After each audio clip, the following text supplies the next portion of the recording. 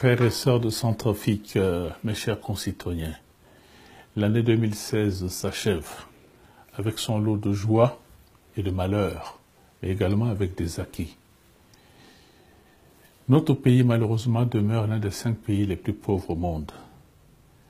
Vous savez, quand je parcours le pays, quand je vais à la rencontre de mes compatriotes, je suis souvent très peiné et quelquefois j'ai les larmes aux yeux, parce que notre pays paraît complètement déconnecté du monde aujourd'hui et du temps. La pauvreté qui sévit, est assez violente. Personne, aujourd'hui, vous le savez, ne fait de la politique pour simplement s'inscrire dans l'opposition.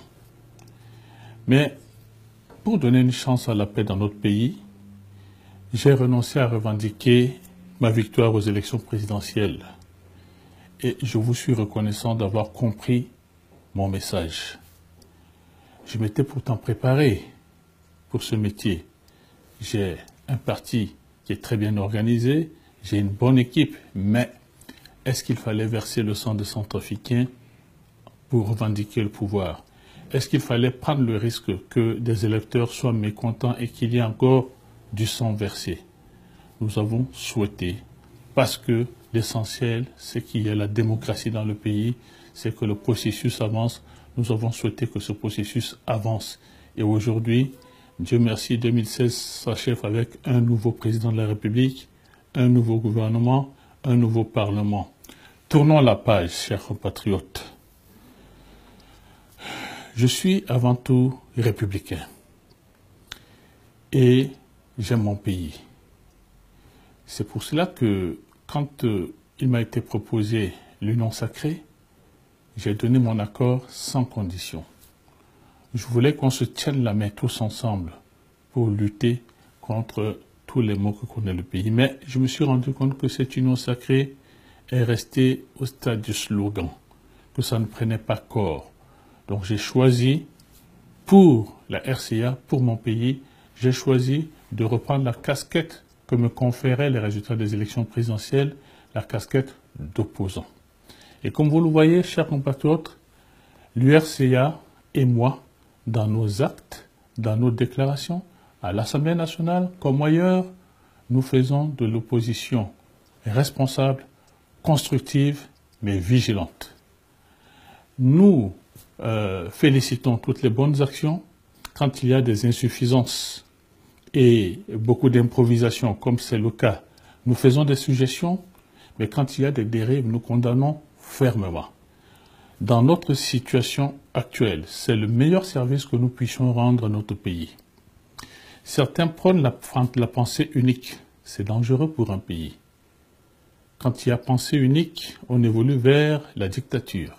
Quand il y a pensée unique, on laisse les erreurs se commettre sans les dénoncer. Nous souhaitons pour notre pays le meilleur. C'est pour cela, chers compatriotes, que dans ce rôle temporaire d'opposants, parce que comme vous le savez, les opposants d'aujourd'hui sont les dirigeants de demain, nous essayons d'apporter le meilleur de nous-mêmes.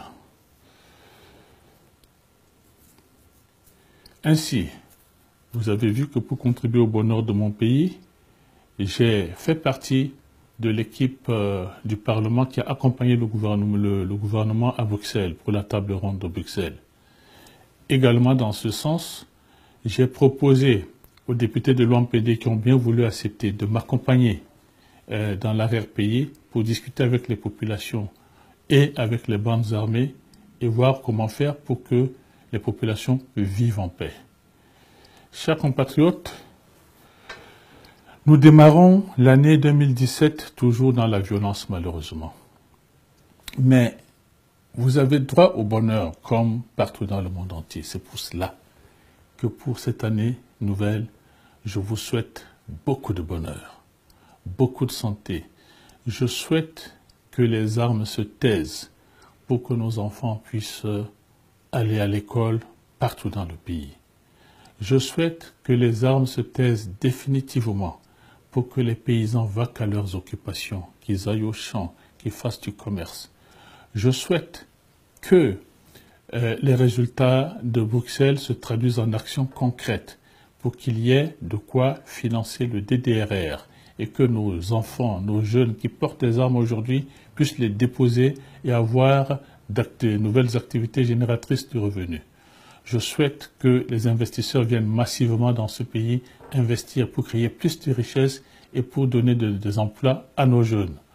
Je vous souhaite à tous et à toutes une très bonne et heureuse année.